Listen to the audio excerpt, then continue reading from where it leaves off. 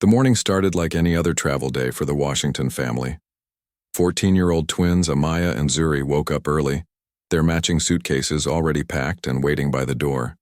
They had been looking forward to this trip for months, a 2-week vacation to visit their grandparents in California during summer break. "Do you have your headphones?" their mother Diane asked, rushing around the kitchen, making sure everything was in order before they left for the airport. A successful attorney at a prestigious law firm, Diane was always organized, a trait that had served her well both at home and in the courtroom. "Yes, Mom," the girls answered in unison, sharing a smile. People always said they could read each other's minds, and sometimes it felt like they could. Their father, Anthony, wouldn't be joining them today. As the founder and CEO of a rapidly growing tech company specializing in cybersecurity, he was stuck in New York for an emergency board meeting. He had promised to fly out and join them in a few days. "Dad just texted," Amaya announced, holding up her phone. "He says to have a safe flight and he's sorry he couldn't come with us today." Diane nodded, checking her watch. "We better get going. The car should be outside any minute now." The ride to the airport was filled with excited chatter as the girls discussed all the things they planned to do in California, visiting the beach, shopping with their cousins, and the big family barbecue their grandparents had planned for the weekend. Anthony had booked them all business class tickets months in advance. Though he had grown up with very little, his company's success in recent years meant he could now provide his family with comforts he never had as a child. Still, he and Diane were careful to keep their daughters grounded, teaching them the value of hard work and kindness above all else. At the airport, they breezed through check-in. The attendant smiled warmly at them, handing over their boarding passes. "You're all set in business class. You can use the premium lounge while you wait for boarding if you'd like." The girls loved the lounge. The comfortable seats, free snacks, and fast Wi-Fi made the wait for their flight much more pleasant. 2 hours later, when their flight was called for boarding, they gathered their belongings and headed to the gate. The line for business class boarding was short, and they were among the first passengers to have their boarding passes scanned. That's when things took an unexpected turn. The gate agent, a woman with tight blonde hair pulled back in a severe bun, frowned as she looked at the twins' boarding passes. Her eyes flicked up to their faces, then back down to the passes. "There seems to be an issue with your seats," she said, her voice cool and professional. She typed something into her computer, the click of her nails against the keyboard the only sound for a long moment. Diane stepped forward. "Is there a problem?" "We've had to make some seating adjustments," the agent replied without looking up. "The business class cabin is overbooked." "But we booked these tickets months ago," Diane said, confusion clear in her voice. "I understand, ma'am, but sometimes these things happen." The gate agent looked at the twins again. "Your daughters will need to move to economy class." Diane blinked, taken aback. "Excuse me? We're a family. We should be seated together." "I'm sorry, but you can keep your business class seat," the agent said to Diane. "Only your daughters need to be moved." The twins exchanged worried glances. They had never flown without sitting next to at least one of their parents before. "That doesn't make any sense," Diane said, her attorney voice starting to emerge, calm, authoritative. "Why would you separate minors from their parent? If there's truly an overbooking issue, shouldn't you be asking for volunteers first?" The gate agent's smile tightened. "This is an operational decision, ma'am. If you'd prefer, you can all fly economy together." By now, other passengers were starting to line up behind them, some glancing curiously at the developing situation. "May I speak to your supervisor, please?" Diane asked. "My supervisor will tell you the same thing," the agent replied, but she picked up a phone and made a brief call. A few minutes later, a man in the airline's uniform approached. His name tag read, "Thomas, Duty Manager." "What seems to be the problem?" he asked, looking between Diane and the gate agent. Diane explained the situation calmly, though the twins could tell by the slight tightening around her eyes that she was frustrated. "I apologize for the inconvenience," Thomas said, though his tone suggested it was a rehearsed response rather than a genuine apology. "But I'm afraid there's nothing we can do. The business class cabin is full, and we need to accommodate some of our frequent flyers who were upgraded." So you're bumping my daughters who have confirmed business class tickets to accommodate standby upgrades? Diane asked incredulously. Thomas shifted uncomfortably. It's company policy to prioritize our highest tier members.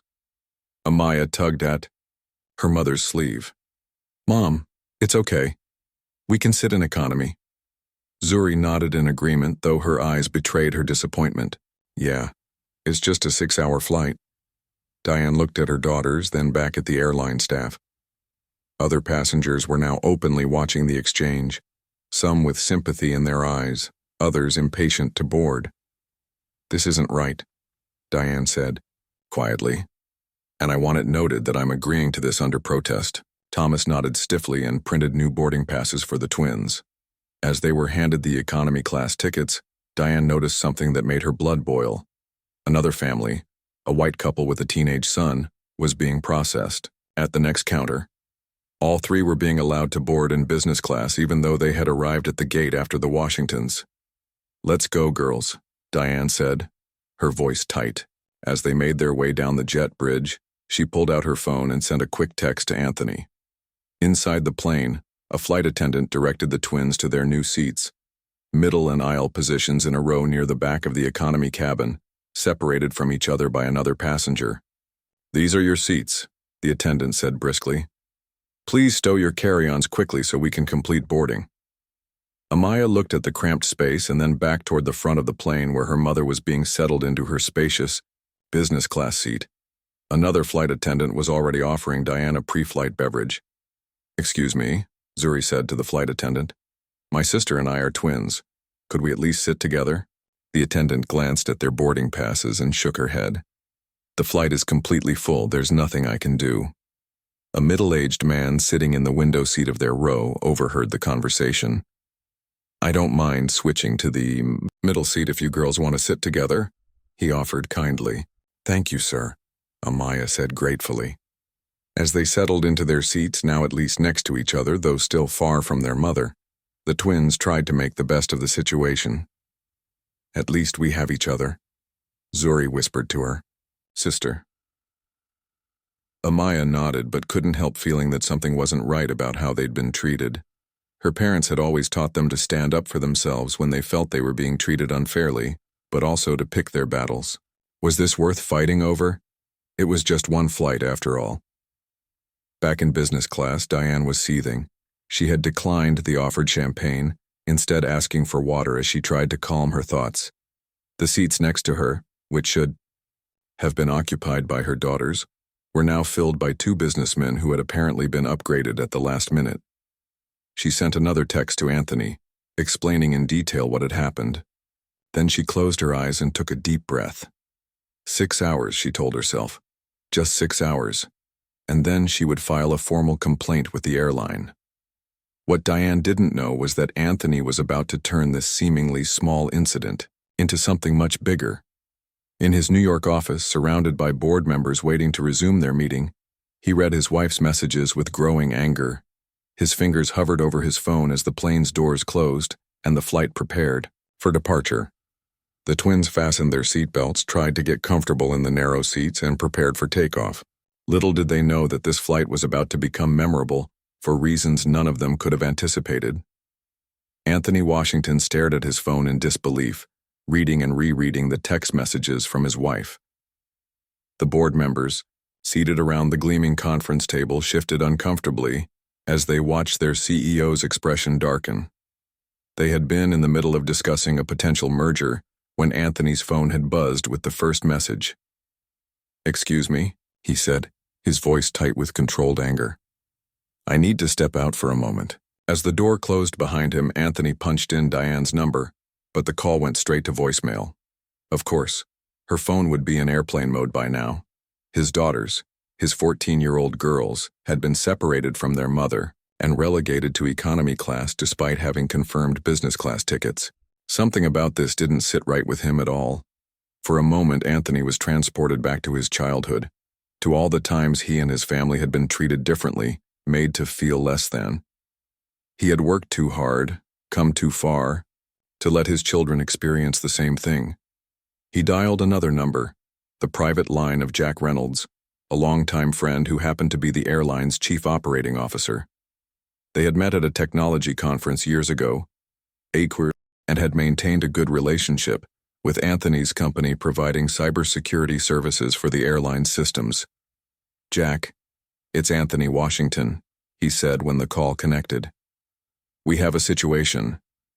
Inside the aircraft, the twins were trying to make the best of their situation. Amaya had pulled out a book while Zuri was scrolling through the limited movie selections available on the small screen in front of her. The plane had pushed back from the gate and was taxiing toward the runway.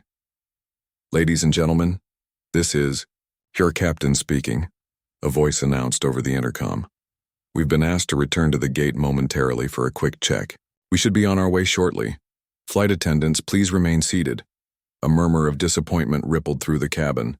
Delays were never good news. Up in business class, Diane's phone vibrated in her hand. A text had somehow come through, despite airplane mode being activated. It was from Anthony. "Sit tight, working on it." She frowned, wondering what he meant when a flight attendant approached her seat. "Mrs. Washington?" the attendant said quietly. "Could you come with me, please?" Diane unbuckled her seatbelt and followed the attendant toward the front of the plane. In the galley area, the chief flight attendant and the captain himself were waiting, along with a man in a suit who hadn't been on board during boarding. "Mrs. Washington, I'm Robert Chen, the airline's station manager at this airport," the suited man said, extending his hand. "We've just received a call from our corporate headquarters about your family's situation. I want to personally apologize for the mishandling of your seating arrangements." Diane raised an eyebrow. "I appreciate that. Are my daughters going to be moved back to business class where they belong?" "Yes, immediately," Robert nodded. "And I'd like to assure you that we'll be looking into how this happened. This isn't in line with our policies at all." Meanwhile, in the back of the plane, another flight attendant approached the twins. "Amaya and Zuri Washington?" she asked, her tone completely different from the dismissive one used earlier. "Would you please gather your belongings and come with me?" The sisters exchanged puzzled glances but did as asked. As they moved up the aisle, following the flight attendant, they could feel the eyes of other passengers on them. "What's happening?" Amaya whispered to her sister. "I don't know," Zuri replied, "but I think Dad might have something to do with it." They were led to the business class cabin, where they found their mother waiting with several airline officials, all looking extremely apologetic. "Girls, they're going to seat us together in business class as originally planned," Diane explained, putting an arm around each of her daughters. "We sincerely apologize for the confusion," Robert said to the twins. "Your original seats have been restored, and we hope you'll accept our deepest apologies for any inconvenience or distress this may have caused." Back in New York, Anthony was still on the phone, now speaking directly with the airline's vice president of customer experience. "I understand mistakes happen," Anthony said, his voice level but firm. "What concerns me is why my wife's seating assignment wasn't changed, only my daughter's, and why other passengers who arrived after my family were allowed to keep their business class seats while my children were moved. I assure you, Mr. Washington, we don't discriminate against any of our passengers," the VP replied, a note of defensiveness in her voice. "This appears to have been an operational decision made at the gate level." "An operational decision that just happened to target 2 young black girls?" Anthony asked pointedly, "while leaving their mother and other passengers untouched?" "I'm not making accusations, but I am asking for a thorough investigation, and I'd like the findings shared with me." There was a pause on the line before the VP spoke again. "You have my word that we will investigate this fully. Your daughter's experience is not what we want for any of our passengers, regardless of age or race." On the plane, the Washington family was finally settled in their rightful seats, the aircraft once again preparing for departure. The other business class passengers looked on curiously, some having witnessed the entire sequence of events unfold. "Mom, how did they suddenly find seats for us?" Zuri asked once they were alone. Diane smiled. "Your father happened." She showed them the brief text exchange she'd had with Anthony. The girls looked at each other, a mix of emotions crossing their faces: relief, satisfaction, but also a touch of sadness that such intervention had been necessary at all. "Ladies and gentlemen, this is your captain speaking again," the announcement came. "We've resolved our issue at the gate and are now ready for departure. Our flight time today will be approximately 5 hours and 45 minutes. We apologize for the delay and thank you for your patience." As the plane finally took off, Amaya leaned toward her mother. "Do you think they moved us because of, you know?" She didn't finish the sentence, but she didn't need to. Diane had wondered the same thing, whether unconscious bias had played a role in the gate agent's decision to separate the twins from their mother and move them to economy. "I don't know, sweetheart," Diane answered honestly. "Sometimes these things happen for no reason at all. Other times," she sighed, "what matters is that we stand up for ourselves when we're not being treated fairly. Your father taught you that, remember?" Zuri nodded, thinking about all the stories their parents had shared about their own journeys, the obstacles they'd overcome, the discrimination they'd faced, and the strength they'd shown in the face of it all. Their father had grown up in a neighborhood where expectations for young black men were criminally low, yet he had defied those expectations, earning scholarships, founding a tech company, and creating generational wealth for his family. "It's not right that Dad had to step in, though," Amaya said quietly. "Not everyone has a CEO parent who can make a phone call and fix things." Diane squeezed her daughter's hand. "You're absolutely right. And that's why your father and I teach you to use your voices, to speak up not just for yourselves, but for others who might not have the same platform. One day, you two will be in positions to make changes in the world." As the plane reached cruising altitude, a senior flight attendant approached with a tablet in hand. "Mrs. Washington, we've received a message from our headquarters. The airline would like to extend an invitation to you and your daughters to visit our cockpit after we land, and our CEO would like to speak with your husband personally." Diane raised an eyebrow, surprised at the swift response. "Thank you, I'll let my husband know." When the flight attendant had gone, Zuri turned to her mother. "Wow, Dad really made things happen, didn't he? Your father is a force of nature when it comes to protecting his family," Diane said with a small smile. "He always has been." The girls settled in for the flight, accepting the hot towels and beverage service that came with business class, yet both seemed more subdued than usual. This experience had given them something to think about privilege, about standing up for what's right, and about the different realities that existed for different people. In the quiet moments as they flew over the country, Amaya pulled out her journal and began to write. This was how she processed things, putting her thoughts and feelings onto paper. Today's entry would be about more than just a seating arrangement on a plane. Zuri, meanwhile, found herself watching the other passengers, observing the interactions between the flight attendants and different travelers. She had always been the more outspoken of the twins, the one who would likely follow in their mother's footsteps and become an advocate of some kind. "Mom," she said suddenly, "I think I want to write a letter to the airline when we get home. Not an angry one, but one that asks them to look at their policies and training, so this doesn't happen to someone else." Diane looked at her daughter with pride. "I think that's a wonderful idea." Across the aisle, a businessman who had been upgraded at the last minute, one of those who had indirectly benefited from the twins' initial displacement, had been listening to their conversation. He leaned over slightly. "Excuse me," he said. "I couldn't help overhearing. I'm a frequent flyer with this airline, and I've never seen anything like what happened to your family today. If you do write that letter, I'd like to add my voice to it. What happened wasn't right." Diane thanked him for his support, and as the flight continued, several other passengers stopped by their seats to express similar sentiments. It seemed that the incident had touched something in many of them, a recognition of a small injustice that reflected larger issues in society. Back in New York, Anthony had returned to his board meeting, but his mind was partly elsewhere. He had received confirmation that his family was now properly seated together, but the incident had stirred something in him. His company had been looking for a meaningful corporate social responsibility initiative, and perhaps this was a sign.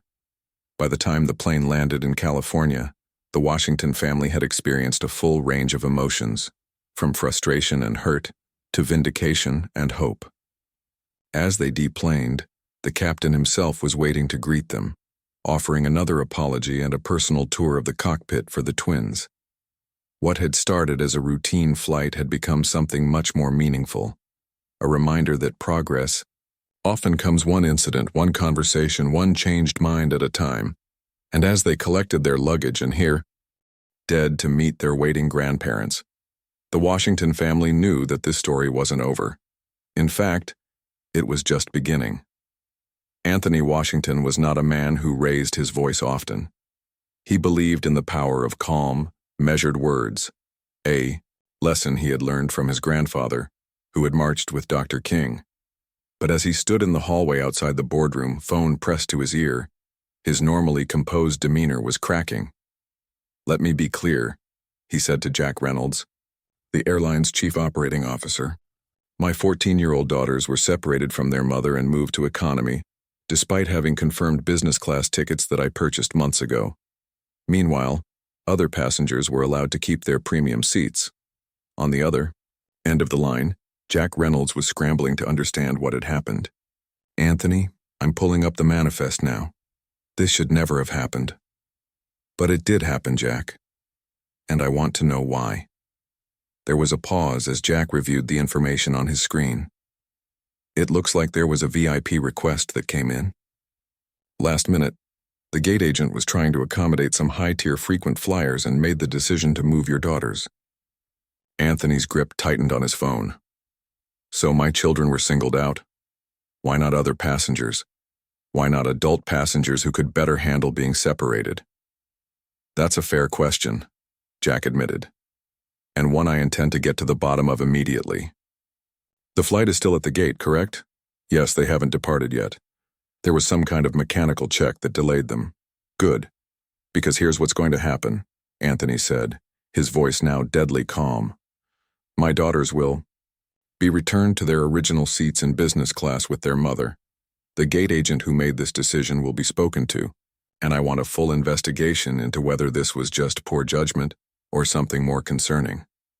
Jack knew Anthony well enough to understand the implication. "Anthony, I can assure you, our airline does not discriminate. I'm not making accusations, Jack. I'm asking for accountability. My company spends over 7 figures annually on travel with your airline. My family uses your airline exclusively. And today my children were treated like they didn't belong in the premium cabin they were ticketed for. Inside the plane, the twins were still trying to make themselves comfortable in the cramped economy seats. A flight attendant passed by, and Zuri raised her hand. "Excuse me," she said politely. "Could we get some water, please?" The flight attendant barely glanced at her. "We'll begin service after takeoff," she replied, continuing down the aisle.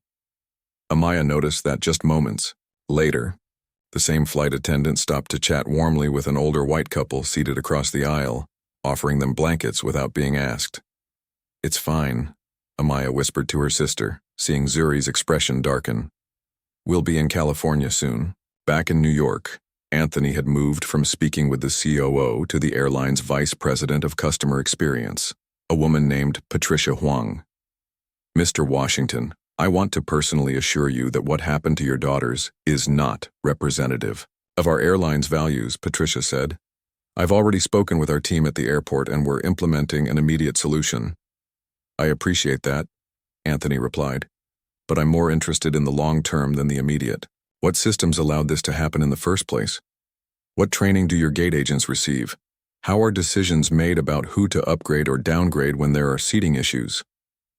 Patricia was silent for a moment, likely taken aback by the directness of Anthony's questions. Most passengers, even high-value ones, didn't dig this deep into airline operations. "Those are excellent questions," she finally said, "and ones that I'd like to address with you properly. Would you be open to meeting with our executive team when your schedule permits?" Anthony glanced back at the boardroom, where his team was patiently waiting for him to return. "Yes, but first let's make sure my family is properly seated on today's flight." Patricia assured him that instructions were already being relayed to the flight crew. As Anthony ended the call, he took a deep breath, centering himself before returning to his meeting. This wasn't just about one incident or one flight. This was about ensuring that his children, and others like them, weren't subjected to the subtle indignities he had faced throughout his life. On the aircraft, the captain's announcement about returning to the gate had just finished when a flight attendant approached the twins. "Amaya and Zuri Washington?" she asked, her tone notably more respectful than before. "Would you please come with me? We have a seating update for you." The girls gathered their belongings, confused but hopeful. As they made their way through the cabin, they could feel the eyes of other passengers on them. Some looked curious, others seemed annoyed at the delay they might be causing. When they reached the front of the plane, they found their mother waiting, near the galley with a man in a suit who hadn't been on board earlier. "Girls, this is Mr. Chen, the station manager," Diane said, her expression a mix of relief and lingering anger. "He has something to tell you." Robert Chen, the airline's highest-ranking official at this airport, looked genuinely contrite as he addressed the twins. "Miss Amaya, Miss Zuri, on behalf of the entire airline, I want to extend our sincerest apologies for the confusion with your seating assignments today. We've reviewed the situation and are returning you to your original business class seats immediately." Amaya and Zuri exchanged glances, a silent conversation passing between them. Finally, Amaya spoke. "Thank you, Mr. Chen. But may I ask why we were moved in the first place?" The question, asked in Amaya's quiet but firm voice, seemed to catch the station manager off guard. He had clearly been prepared for the family to simply accept the apology and the restored seats. "There was a misunderstanding at the gate," he said carefully. "An error in judgment was made when we were trying to accommodate some last-minute changes." Zuri, always the more direct of the twins, pressed further. "But why us specifically? There were other people who boarded after us who kept their business class seats." Robert Chen shifted uncomfortably. "That's a valid question, and I assure you will be looking into the decision-making process that led to this situation." As the conversation unfolded, other passengers in the nearby rows were watching with interest. Among them was an older black woman who had been observing the entire incident from her seat in the first row of economy. She caught Diane's eye and gave a small nod of approval at seeing the twins stand their ground. Once the twins were settled back in their rightful business class seats, the plane was finally cleared for departure. As they taxied toward the runway, Diane turned to her daughters. "I'm proud of you both," she said softly, "for handling this with such grace and for asking the hard questions." Zuri smiled. "We learned from the best, Mom." Meanwhile, in New York, Anthony had stepped back into his board meeting, apologizing for the interruption. "Everything all right, Anthony?" asked Vivian Patel, his chief financial officer. "It will be," he replied, his mind already working on how to turn this incident into something productive. "Actually, before we return to our merger discussion, I'd like to float another idea past the team." The board members looked at him expectantly. "Our company has been searching for a meaningful diversity and inclusion initiative to support something beyond just writing checks. I think we've just found it." As Anthony explained what had happened to his daughters and his vision for a partnership with the airline to address unconscious bias in customer service, the boardroom grew thoughtful. This was why many of them had chosen to work with Anthony. Washington, his ability to transform challenges into opportunities for positive change. High above the country, the Washington twins were finally beginning to relax and enjoy the flight. The same flight attendant who had been dismissive earlier was now offering them a selection of premium snacks and beverages, her smile perhaps a bit forced, but her service impeccable. "It shouldn't take Dad making phone calls for us to be treated with respect," Zuri whispered to her sister. Amaya nodded in agreement. "But at least we have parents who taught us our worth." Not every family had the advantages the Washington twins enjoyed. Parents with resources and influence, a father whose position could command immediate attention from corporate executives. They knew this, and the knowledge weighed on them, even as they sipped their drinks in the comfortable seats they should never have lost in the first place. As the flight continued, Diane received another text from Anthony, somehow making it through despite the airplane mode. "All good? Call me when you land." She typed back a quick, "Yes, girls, back in business class, full story when we talk." Several rows behind them, in economy class, the older black woman who had witnessed everything was writing in a small notebook. She was Dr. Eleanor Webb, a professor of sociology specializing in modern civil rights issues, and she had just found the opening anecdote for her next book. In the cockpit, the captain was on a secure line with headquarters, receiving a full briefing on the situation. He had been flying for the airline for over 20 years and had seen many changes in the industry's approach to customer service and diversity. This incident, he knew, would likely lead to more changes. By the time the plane touched down in California, news of the incident had already spread through the airline's corporate offices. Emergency meetings were being scheduled, and the gate agent who had made the original decision was being interviewed about her reasoning. Anthony Washington, back in his New York office after the board meeting, was reviewing a preliminary report Jack Reynolds had sent him. The report outlined the sequence of events but was notably vague on why the twins had been selected for reassignment. This vagueness only strengthened his resolve to push for real answers and real change. As the Washington family collected their luggage and headed toward the exit where their grandparents would be waiting, they were approached one final time by Robert Chen. "Mrs. Washington, I wanted to let you know that our CEO would like to speak with your husband personally about today's events, and if your daughters would be willing, we'd like to invite them to participate in a focus group about young travelers' experiences with our airline." Diane looked at her daughters, letting them make the decision. "We'd be happy to share our thoughts," Amaya said after a moment. Zuri nodded in agreement. "Maybe our experience can help make sure this doesn't happen to someone else." As they walked away, Diane put an arm around each of her daughters. What had started as a routine trip had turned into something much more significant, a reminder of the challenges that remained in society, but also of their family's ability to face those challenges with dignity and purpose. What they didn't know yet was that this incident would spark a series of events that would eventually lead to lasting changes, not just for one airline, but for an entire industry's approach to equity and inclusion. Sometimes the biggest waves start from the smallest disturbances, like the unfair treatment of two young black girls who just wanted to sit with their mother. The captain's voice crackled over the intercom, startling passengers who had settled in for the flight. "Ladies and gentlemen, we apologize for the delay. We've been asked to return to the gate briefly. We should be on our way shortly." Sighs and murmurs rippled through the cabin as the plane slowly taxied back. In business class, Diane Washington sat alone, her jaw tight with controlled anger.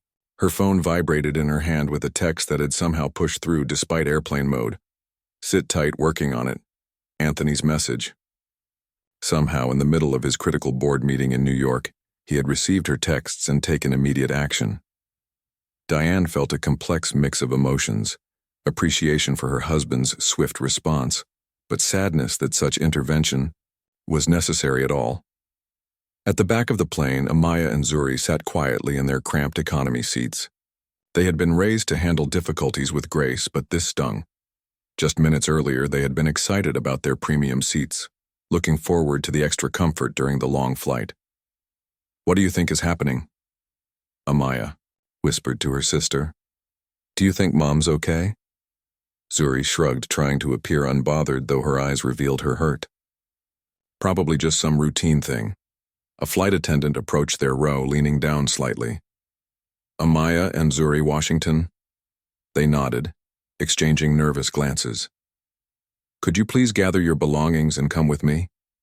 As they collected their backpacks and followed the attendant up the aisle, Zuri noticed how other passengers watched them, some with curiosity, others with mild annoyance at the apparent cause of the delay. "Are we in trouble?" Amaya asked softly as they moved toward the front of the plane. The flight attendant's expression softened unexpectedly. "Not at all. Quite the opposite, actually." When they reached the front of the aircraft, they found their mother waiting with a man in a crisp airline uniform and another in a business suit who hadn't been aboard during boarding. "Girls," Diane said, putting an arm around each of them. "This is Mr. Chen, the station manager." The suited man stepped forward, his expression serious. "Miss Amaya, Miss Zuri, I want to personally apologize for what happened today.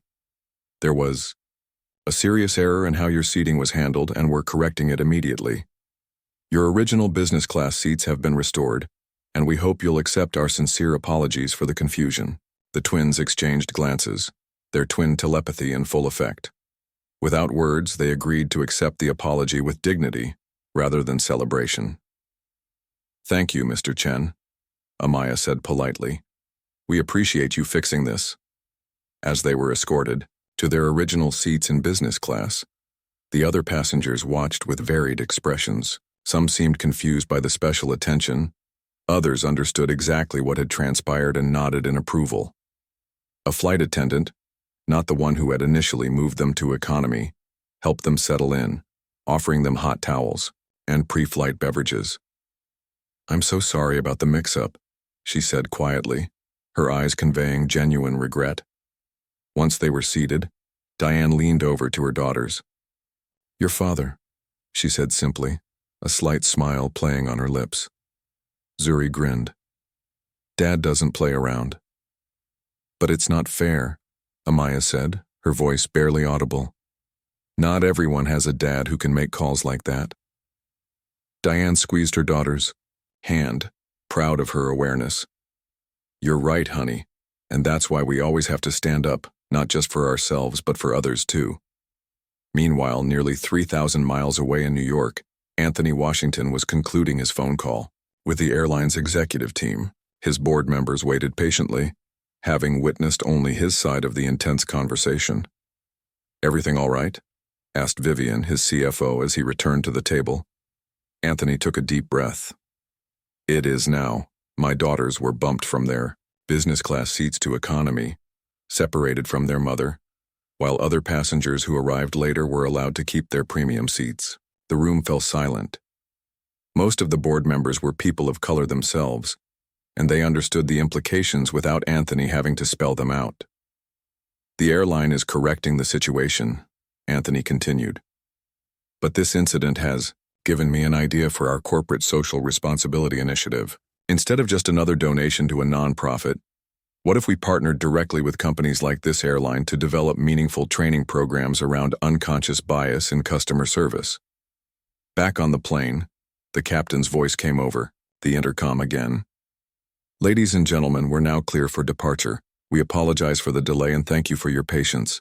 As the aircraft began to taxi, a flight attendant approached the Washingtons with a tablet in hand. "Mrs. Washington, we've received a message from our headquarters.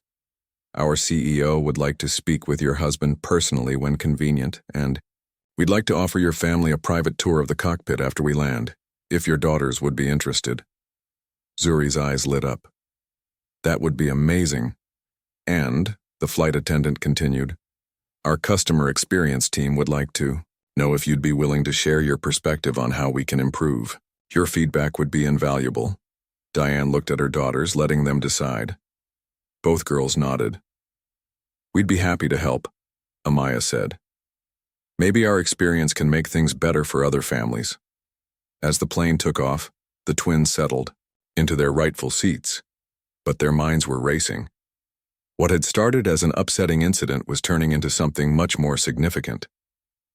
They had witnessed firsthand how privilege worked, both the negative when they were deemed less important than other passengers, and the positive when their father's position commanded immediate attention. In the row across from them, an elderly, white couple had observed the entire situation unfold. "Good for you," the woman said kindly, leaning toward the girls. "Standing up for yourselves is so important." Her husband nodded in agreement. "In my day, we wouldn't have been able to correct something like this so quickly. Progress happens even if it's slower than we'd like." Meanwhile, several rows back in economy, Dr. Eleanor Webb, the sociology professor who had witnessed everything, was jotting notes in her journal. As a researcher focused on modern civil rights issues, she found the incident fascinating, from the initial displacement to the swift resolution when power and privilege entered the equation. The rest of the flight proceeded smoothly. The flight attendants were exceptionally attentive to the Washington family, almost to the point of overcompensation. Diane noticed how the same staff who had been brusque earlier now smiled warmly at her daughters, offering extra snacks and checking frequently if they needed anything. It shouldn't take a phone call from the CEO to get basic respect, she thought, even as she appreciated the improved service.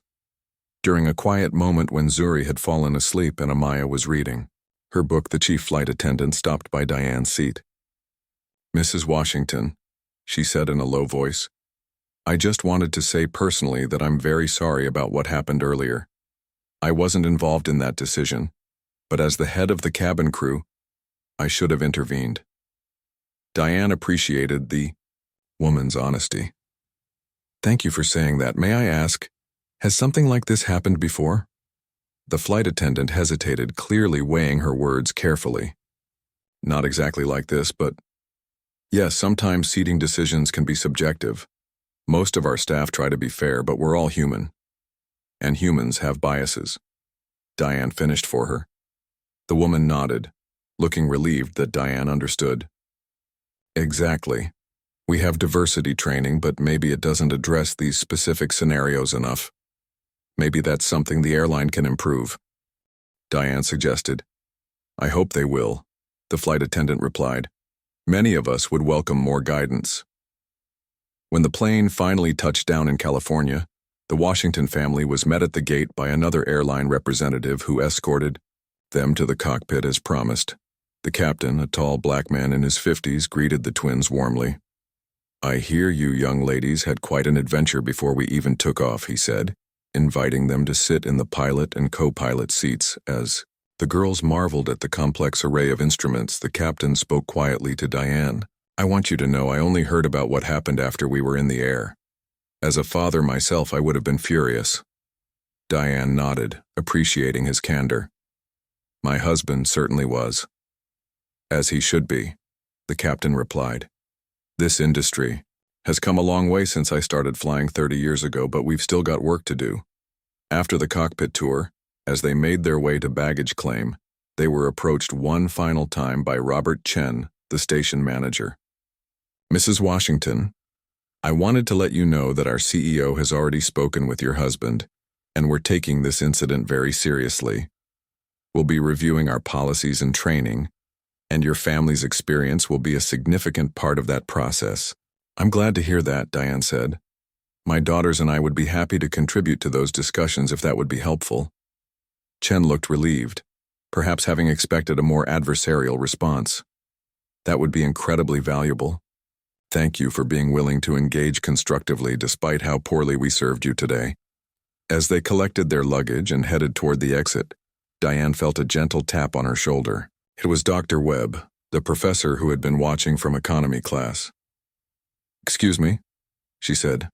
"I hope you don't mind my intrusion, but I witnessed what happened to your family today. I'm a sociology professor researching modern civil rights issues, and if you're comfortable, I'd love to include your experience in my work." Diane considered the request. "That would depend on how the story is told. I'm not interested in my family being portrayed as victims." "Quite the opposite," Dr. Webb assured her. "What I observed today was a perfect case study in how systems work differently for different people, and how they can be changed when confronted directly. Your family's dignity throughout was remarkable." Outside the airport, Diane's parents were waiting to greet them, unaware of the events that had transpired on the flight. As the family piled into their grandparents' car, the girls chose not to mention the incident right away, not wanting to start the visit on a negative note. "How was the flight?" their grandfather asked cheerfully. Diane caught her daughter's eyes. In the rearview mirror, a silent communication passing between them. "It was educational," Zuri replied with a small smile. Later that evening, after the girls had gone to bed, Diane finally had a chance to call Anthony and give him the full story. He listened intently, asking occasional questions about how the girls had handled the situation. "I'm proud of them," he said when she had finished. "And I'm proud of you too for keeping your cool." "They learn by watching us," Diane replied. "So what happens now?" The airline seemed very concerned about making this right. Anthony's voice took on the tone she recognized from his business dealings. "Well, the CEO and I had a productive conversation. They're launching a full investigation into why our girls were singled out. But more importantly, we discussed a potential partnership between our company and the airline." A partnership? Yes. They need help developing more effective diversity training, particularly around customer service scenarios. And we need a meaningful CSR project that goes beyond just writing checks. It could be a perfect match. Diane smiled to herself, not surprised that Anthony had already turned this unfortunate incident into an opportunity for positive change. It was how he had built his company and his life, by transforming obstacles into stepping stones. Do you think the girls would be willing to be part of that process? Anthony asked. Their perspective would be invaluable. I think they'd insist on it, Diane replied. Especially Zuri. You know how passionate she is about fairness. As they talked, neither could have predicted just how far-reaching the impact of that day's events would become. What had started as a routine flight and an upsetting incident would eventually lead to industry-wide changes in how airlines approached diversity and inclusion in their customer service practices. For the Washington twins, the experience would shape their understanding of both injustice and empowerment, a real-world lesson far more valuable than anything they could have learned in a classroom. And somewhere over the country, another flight was taking off, carrying passengers of all backgrounds, each with their own stories and experiences. The work of making those journeys truly equal for everyone was far from complete, but today had been a small step forward. 6 months had passed since the incident on the plane. The warm California summer had given way to fall, and the Washington family had settled back into their regular routines. But the impact of that day continued to ripple outward in ways none of them could have predicted. Amaya sat at the kitchen island, putting the final touches on her presentation for her 9th grade social studies class. The assignment had been to identify a real-world example of civic engagement and its outcomes. While many of her classmates chose famous court cases or political campaigns, Amaya had decided to share her family's experience. How's it coming along? Diane asked, placing a mug of hot chocolate beside her daughter. Amaya smiled gratefully. Almost done. I'm just not sure if I'm explaining the impact clearly enough. Why don't you practice with me? Diane suggested, sitting down beside her. Amaya took a deep breath and began. My presentation is about how one incident can lead to systemic change when people speak up. 6 months ago, my sister and I were moved from our business class seats to economy on a flight, while other passengers were allowed to keep their premium seats. She clicked to the next slide, which showed a simple flowchart of what had happened next. Her mother's text to her father, his call to the airline, their return to business class, and then all the events that had followed. At first, it seemed like just an isolated problem that got fixed because my dad is a CEO. But what made this different is what happened afterward. She clicked to another slide, showing a news headline. Major airline announces industry-leading diversity initiative in partnership with tech firm. My dad's company and the airline created a partnership to address unconscious bias in customer service. The airline reviewed all their policies about seat assignments and upgrades. They updated their training for flight attendants and gate agents. And most importantly, they created a customer advisory council that includes people from different backgrounds to provide ongoing feedback. Diane nodded encouragingly. That's very clear. What else? Then I explain how other airlines have started adopting similar programs, Amaya continued, and how my sister and I have been invited to speak to customer service teams about our experience from a young person's perspective. She clicked to her final slide. My conclusion is that speaking up about unfairness doesn't just solve one problem. It can start a chain reaction that helps lots of people. It's excellent, Diane said, giving her daughter a side hug. I'm so proud of how you've processed this experience. Across town, Zuri was having a very different conversation about the same topic. She sat in the glossy conference room of the airline's headquarters, part of the newly formed youth advisory panel that had grown out of the partnership between the airline and Anthony's company. So what you're saying, Zuri clarified, looking directly at the VP of Customer Experience, is that your data shows a pattern of younger travelers being moved more frequently when flights are overbooked? The executive nodded. Yes, and we never noticed it before because we weren't tracking the age demographics of seat reassignments. We were focused on loyalty program status. But that creates a bias, another teenage panel member added.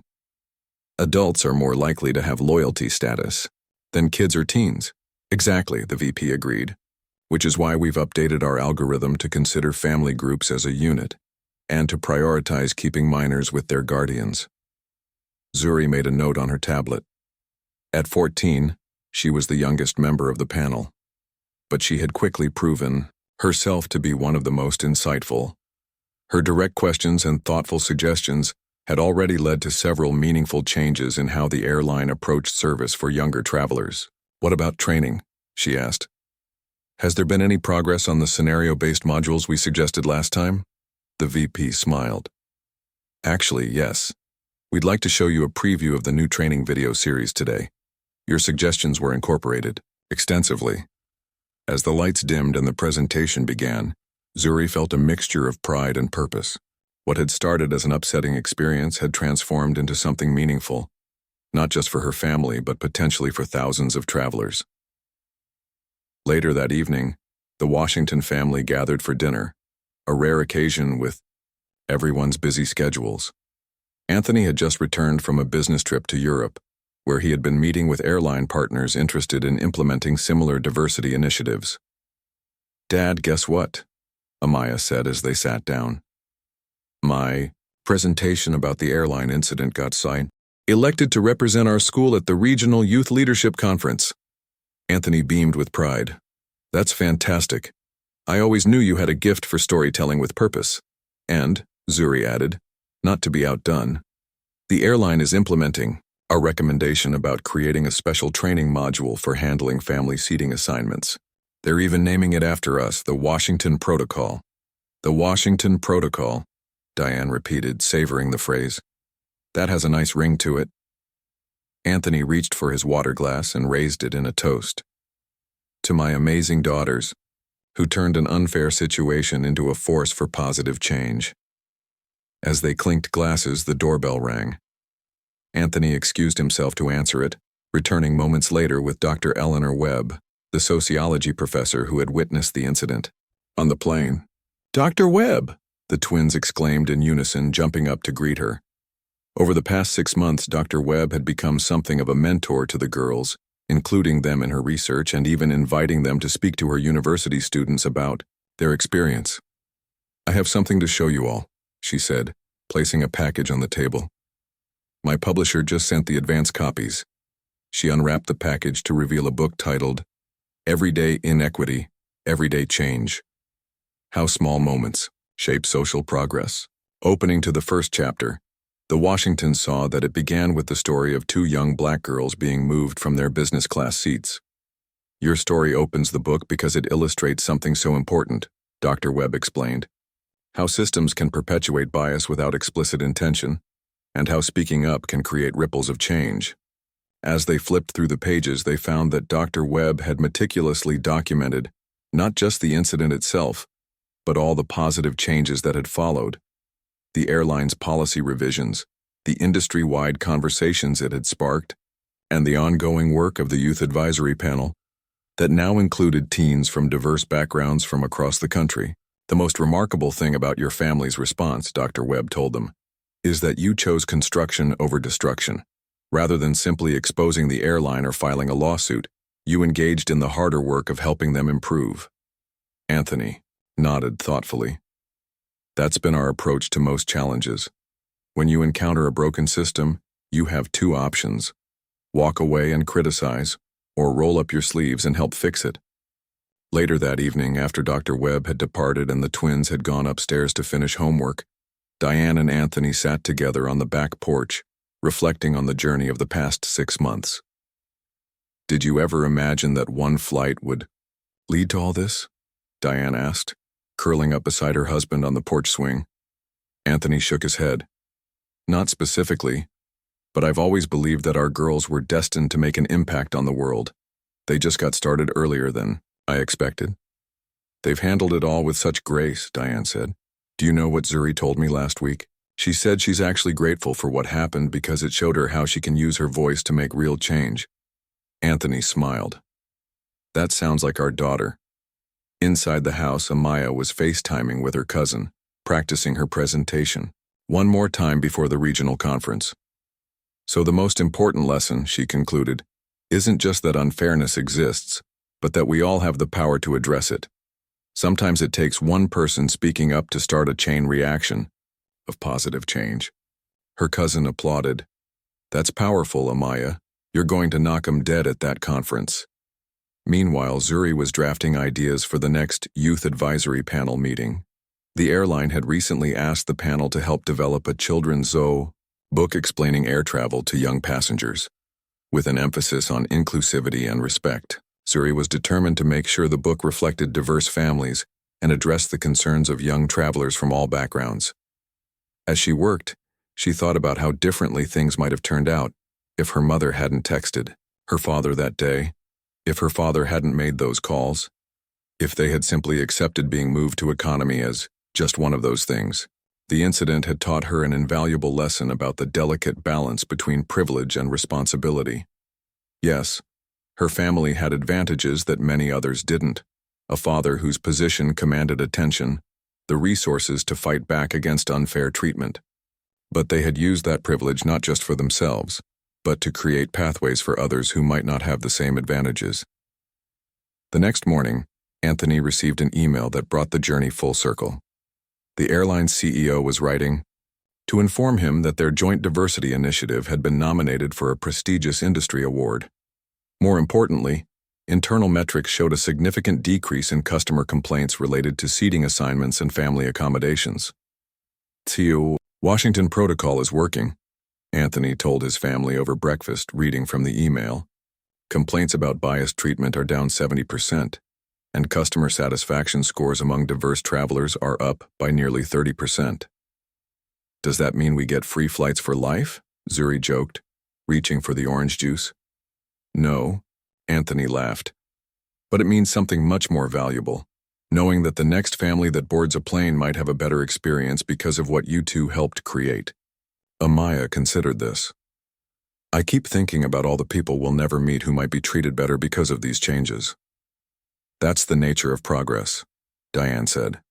Most of the time, we don't get to see all the lives that are improved by the changes we help create. We just have to trust that our efforts matter. Later that week, Amaya stood before an auditorium filled with students from across the state at the Regional Youth Leadership Conference.